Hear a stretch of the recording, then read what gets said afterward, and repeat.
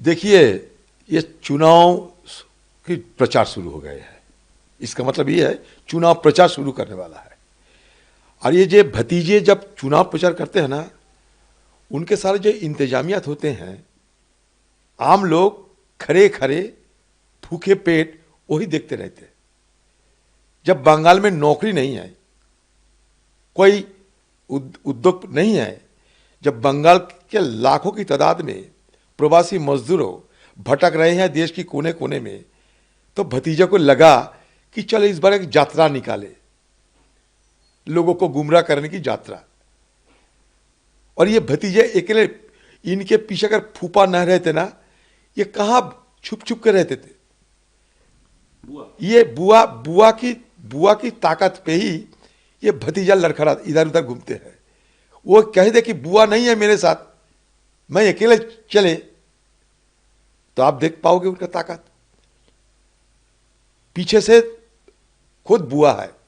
बुआ के खिलाफ सारे बंगाल में काफी आक्रोश, शिकायत दर्ज होते रहते हैं। और बुआ देखा कि ठीक है, इस बार आगे कम से कम भतीजों को आगे बढ़ाओ। मेरे खिलाफ जो शिकायतें हैं, उस तरीके की शिकायतें भतीजे के खिलाफ नहीं हो सकते, तो चलो मेरे शिकायत की बजाय, मुझसे सीधे सवाल करने की बजाय उनको देखकर अगर लोग दया करें।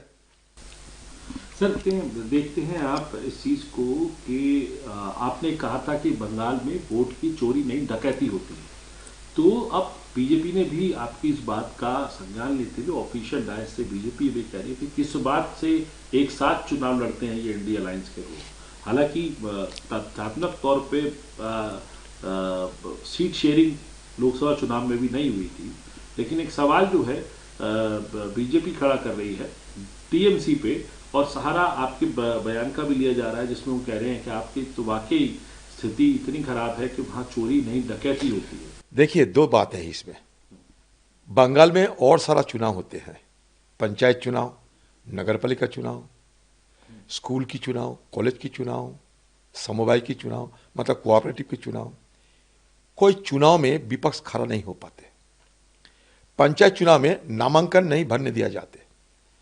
पंचायत चुनाव के दिन 60-70 लोगों को हत्या किया जाते, गिनती नहीं होते और जबरदस्ती जीत हासिल किया जाते। क्यों?